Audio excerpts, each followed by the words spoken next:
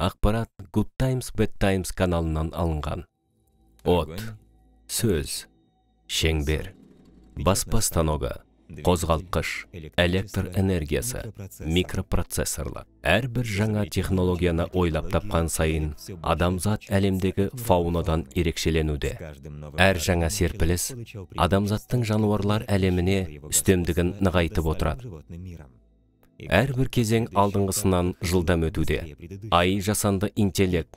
Біз бірнеше айдан бері жаңа дәуірде өмір сүріп жатырмыз. Әрине бізді айнала қоршаған ақпараттық шу мен қоғамның аз бөлігі ғана қолданып жүрген құралдарды қоспағанда әзірге айтарлықтай өзгерістер сезілмейді.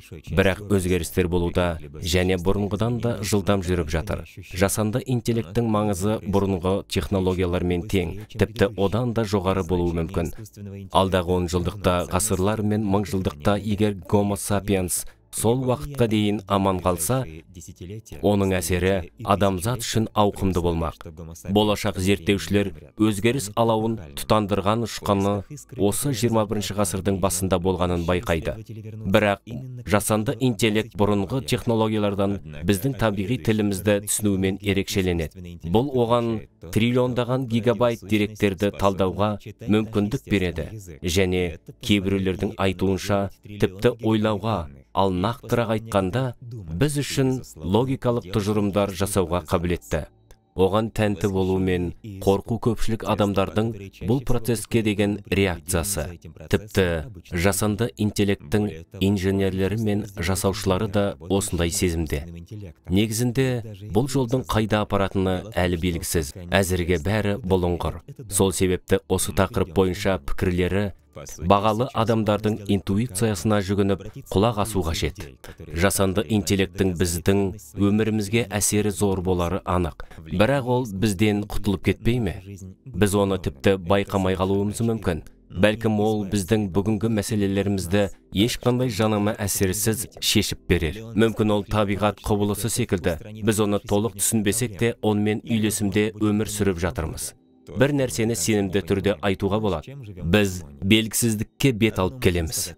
Жасанды интеллект адамзат ойлап тапқан ең қуатты құралдардың бірі екеніне мен кәміл сенімдімін.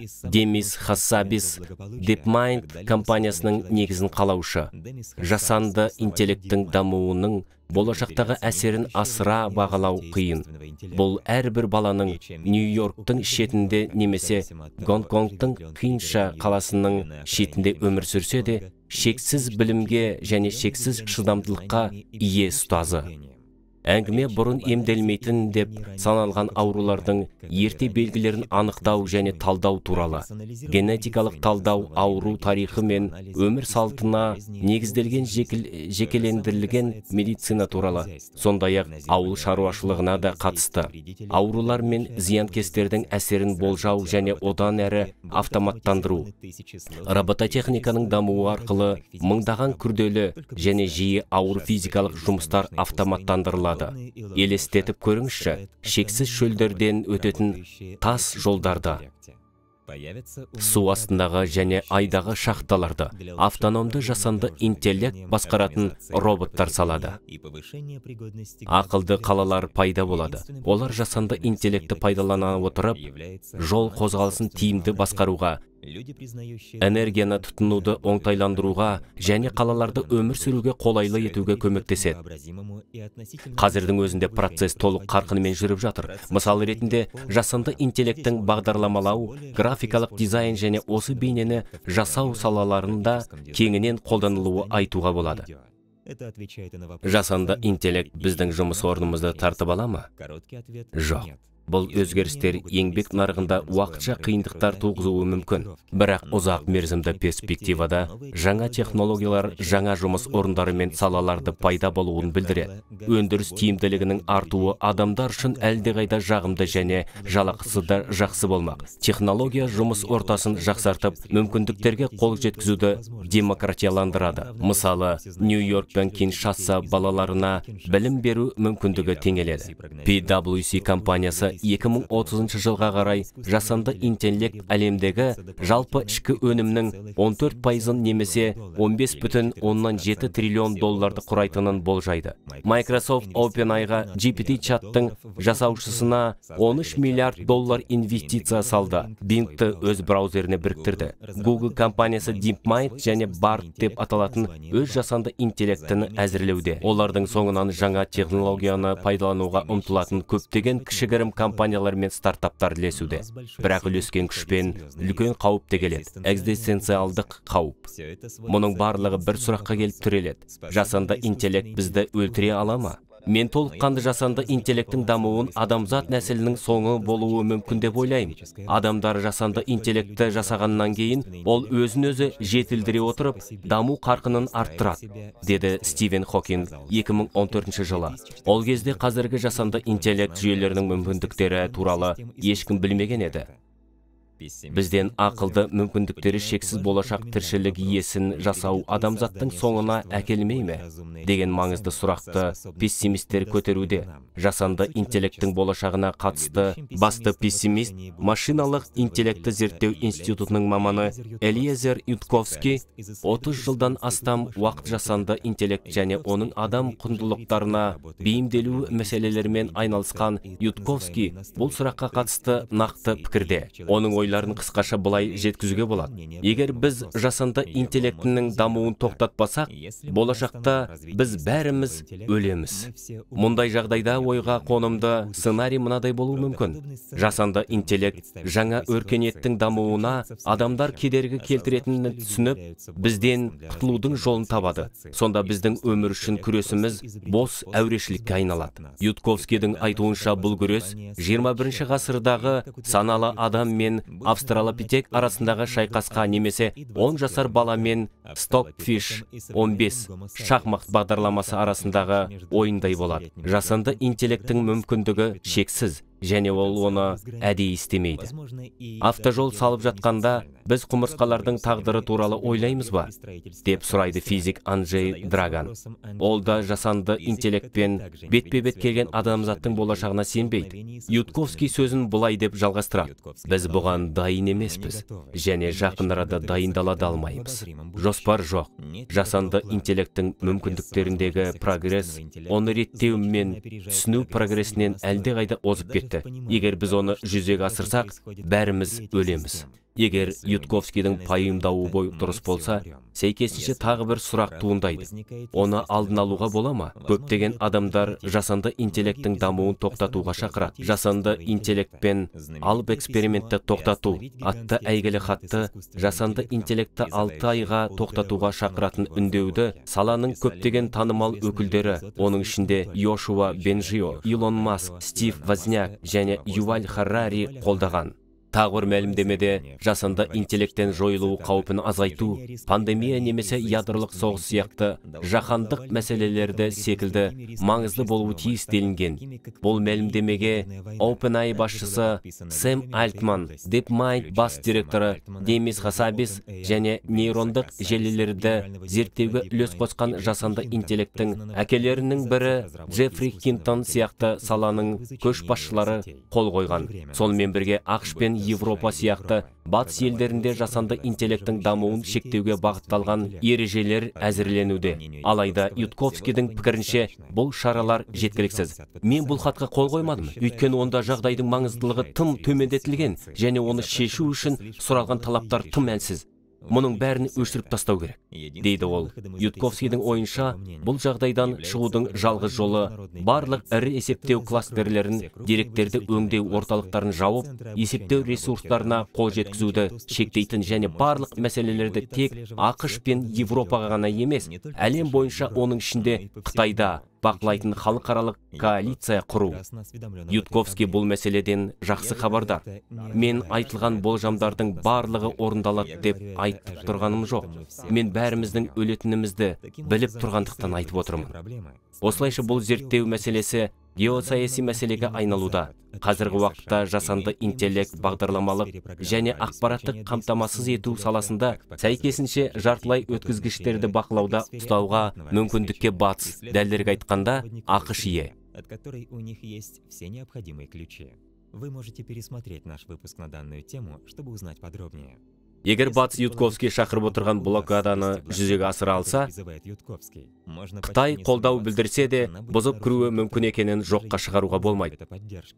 Сонымен қатар, тек батыс шеңберінде енгізілген блокада тиімсіз, себебі бұл өз кезіндегі авторитарлық режимге біздің заманымыздың ең маңызды технологиясына артықшылық берер еді.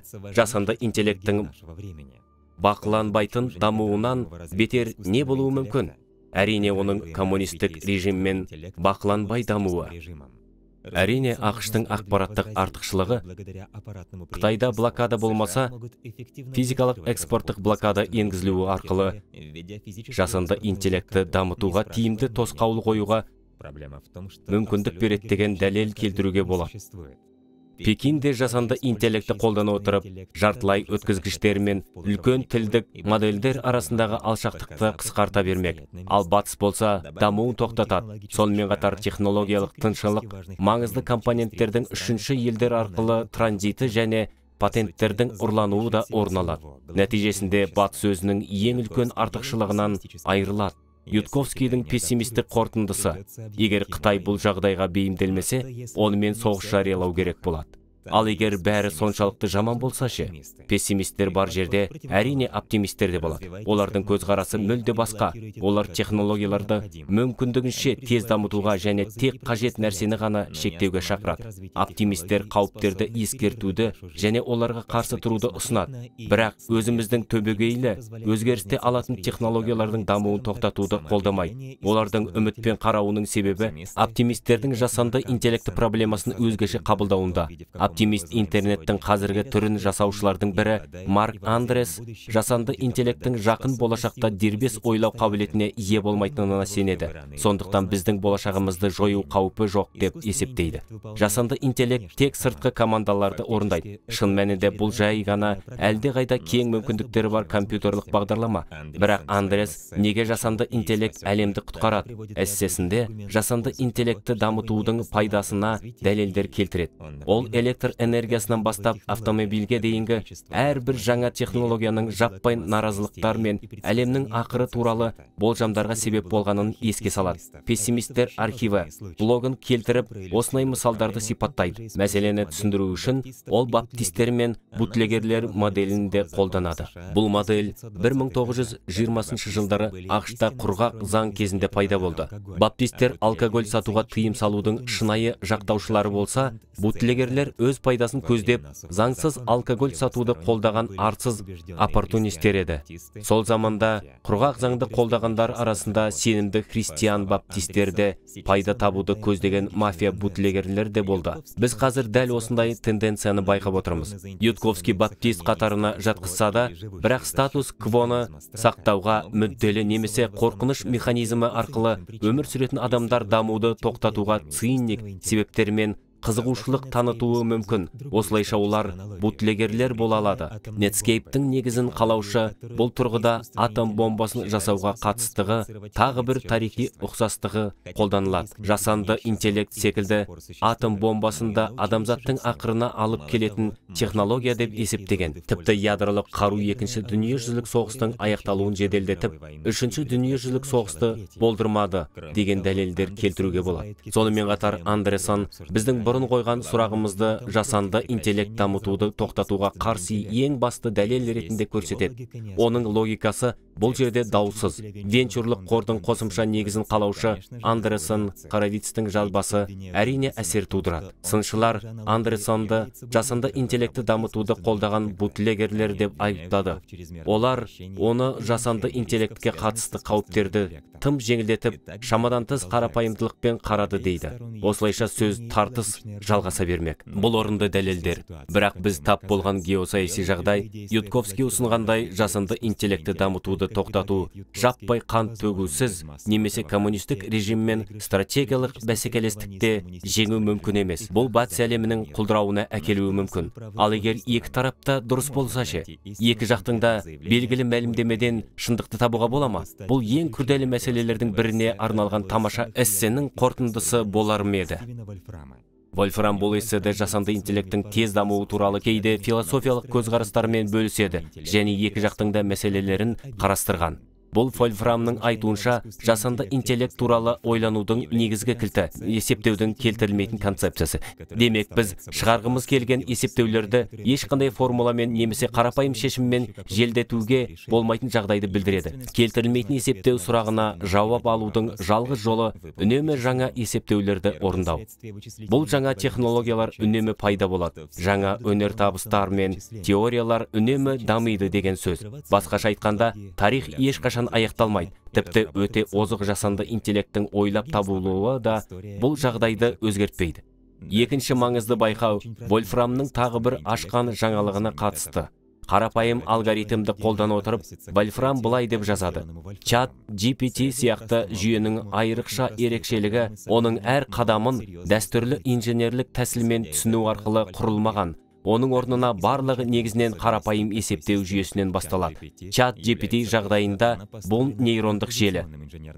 Содан кейін оны біртіндеп адамның ойлау деңгейіне жеткенше реттейді. Дәл осындай үйлестіру бізге, адамдарға, психологиялық тұрғыдан пайдалы. Британдық ғалым бұл жүйе чат GPT сияқты есептеуге келтірілмейтін болғандықтан, біз қалағандай оны толығымен басқара алмаймыз деген қорытындыға келеді. Командалар біздің құндылықтарымызға сәйкес реттеліп, бірнеше рет түзетілген болса да, әрқашан күтпеген салдарға әкелуі мүмкін. Бұл пессимистерді жасанды интеллекттің дамуы адамзаттың жойылуына себеп болатыны туралы тезисін растайды. Бұл есептеу келтірілмейтін тағы бір салдарын еске салады. Әлемде бір ғана басым жасанды интеллект бола алмайды. Керісінше, әлемде әр қайсысы өз саласында мықты мыңдаған түрлі жасанды интеллект түрлері пайда болады. Бұл дегеніміз, егер бір жасанды интеллект көтеріліс жасаса, біз адамдар басқа жасанды интеллекттерді оны бағындыруға бағыттай алар еді. Жасанды интеллекттердің бір-бірінен басым болмайтын тұтас экожүйесі пайда болуы сөзсіз. Алайда қазіргі жасанды интеллект жүйелерінің орталықтандыруға бет бұруы оның тұрақсыз мінез құлқына алып келуі мүмкін деген қауіп бар. Бұл тұтас теңдестірілген экожүйеге қарағанда қауіпті. Мысалы, ауа райы секілді табиғи процестер есептеуге жататын құбылыстар. Енді Вольфрамның интуициясына назар аударайық. Жасанды интеллекттердің бір-бірінен басым болмайтын тұтас экожүйесі пайда болуы сөзсіз. Алайда, қазіргі жасанды интеллект жүйелерінің орталықтандыруға бет бұруы оның тұрақсыз мінез құлқына алып келуі мүмкін деген қауіп бар. Бұл тұтас теңдестірілген экожүйеге қарағанда қауіпті. Мысалы, ауа райы секілді табиғи процестер есептеуге жататын құбылыстар. Көп жағдайда бұл есептеулер келтірілмейтін болып келеді. Сондықтан оларды дәл болжау мүмкін емес. Иә, біз жаратылыстану ғылымдарын зерттеп, белгілі бір аспектілерді анықтай аламыз. Бірақ ол бәрібір шектеулі. Уақыт өте келе жасанды интеллекттің тұтас бір өркениеті пайда болады. Ол табиғат сияқты әрекет етіп, түсіну қиын әдістермен жұмыс істейді. Ал біз табиғатпен өмір сүріп жатқандай, онымен де бір өмір сүретін боламыз. Олар табиғатта болып жатқан процестерге ұқсас бағытта әрекет етеді. Мұнда біз есептеулерді байқай аламыз. Бірақ оны тек антропоморфтық тұрғыдан, яғни адамдық мақсаттар мен міндеттерге сәйкес сипаттай аламыз. Бірақ Вольфрам жасанды интеллект ақылға сыймайтын әрекеттер жасамайтынына сенімді бола аламыз ба деп сұрайды. Қандай да бір ақылға сыймайтын әрекеттің нақты анықтамасына келгенде, біз есептеу келтірілмейтіндігімен тағы да бір бетпе-бет келеміз және оны болжау мүмкін болмайды. Осылайша, бір рет іске қосылған кез келген есептеу жүйесі жай ғана өз ережелерін ұсынып, осыған дейін істеген әрекеттерін әрі қарай жасай береді. Бірақ ол қай бағытқа бағытталуы керек? Нұсқау жүйеден тыс келуі керек. Ураган немесе мұз дәуіріне ұқсас жасанды аналог секілді тосынсыйлар болуы мүмкін. Ақырында біз жасай алатын жалғыз нәрсе жоғарыда аталған жағдайлар болмас үшін адамзат өркениетін құруға тырысу. Біз бұл күрделі мәселені зерттеген сайын жасанды интеллектке қатысты ең маңызды сұрақтардың барлығы философиялық сипатта екенін түсінеміз. Адам деген не? Сананы қалай түсінеміз? Бізді ерекше ететін не? Біз ерекше жаратылыспыз ба? Жасанды интеллекттің жетістіктері таңғаларлық болғанымен, көпшілігі AGI шын мәнінде тәуелсіз ойлайтын жүйенің пайда болуы триллиондаған гигабайт деректермен де бұл жағдайды өзгерте алмайтынын айтады. Бұл ұшып кету үшін ғимаратты биіктете беру сияқты. Адамға эволюция арқылы қазіргі жағдайына жету үшін миллиардтаған жылдар қажет болды. Бұл жер бетінде алғашқы өмір пайда болған химиялық процестерден басталды. Бүгінде барлық ерекшеліктермен, логикалық ойлаумен және санасымен адамның миы айына небәрі 12 ватт энергия тұтынады. Салыстырмалы түрде 2023 жылдың қаңтарында ChatGPT-4 бірден 23 миллион киловатт сағатқа дейін энергия тұтынды. ChatGPT-дің жұмыс ауқымы біз үшін түсініксіз болса да, ойлаудың сапасы мен мәні адамның еншісінде қалып, оны миллиондаған есе тиімдірек жүзеге асырады. Бірақ тіпті егер біз GI жасай алсақ та, оның біздің құндылықтарымызға сәйкестендіру мүмкін болмас еді. Біріншіден, біз әсіресе қазіргідей поляризацияланған әлемде адамдардың құндылықтары туралы келісімге келе алмаушылық еді. Ең маңыздысы, жалпы жасанды интеллект біздің құндылықтарымызға сәйкес келсе, оксюморон болар еді. AGI-ді еркін ойлайтын, өз шешімдерін қабылдайтын, шығармашылық қабілеті бар, өзінің еркі мен мақсаттары бар жүйе ретінде қарастырайық.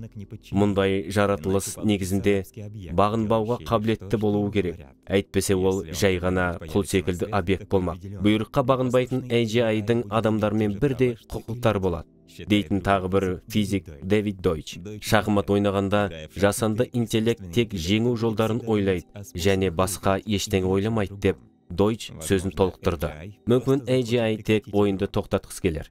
Ештеңе бұрынғыдай болмайды. Бақылаудан шыққан немесе дұрыс бағытталмаған жалпы жасанды интеллект бүкіл адамзат нәсілін жойып жіберуі мүмкін. Алайда, жасанды интеллект дамытуды толығымен тоқтату екі сценарийде ғана мүмкін. Біріншісі, Қытай Халық Республикасы жасанды интеллект саласында үстемдікке ие болып, батыстағы дамуын тоқтату нәтижесінде басымдыққа жетуі. Екіншісі, Қытаймен толыққанды соғыс және батыс қабылдаған директиваларды күштеп енгізу. Қазіргі жойылу қаупін, болашақтағы басқа жойылу қаупін болдырмау үшін ядролық жойылу тәуекеліне барамыз ба? Қазіргі ұрпақ көп жағдайда өз жағдайына байланысты шешім қабылдайды. Бұл айыптау емес, жай ғана фактіні мәлімдеу. Сондықтан жасанды интеллект бойынша соғыс ашу өте екіталай. Осылайша Ютковский бұл идеяға сенбейтінін дұрыс айтады. Дегенмен жасанды интеллект дамуын тек Америка мен Европа нарықтарында тоқтату жауапсыз әрекет болар еді.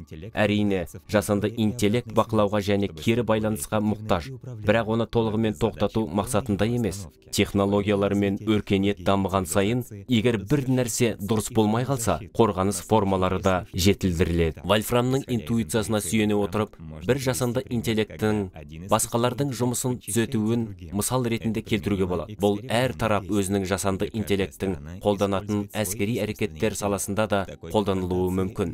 Мұндай қарсыласуда ешкім әлсіз айы жағында болғысы келмейді. Бірақ қозғалған сұрақтар мен мәселелер әлдеқайда іргелі сұрақтардың кіріспесі ғана. Оларға жауапты рационалды адамдар алдағы ондаған жүздеген және мыңдаған жылдар ішінде іздемек. Ал біз осының бәрін өзіміздің шағын ғарыш бұрышымыздан бақылап отыратын боламыз.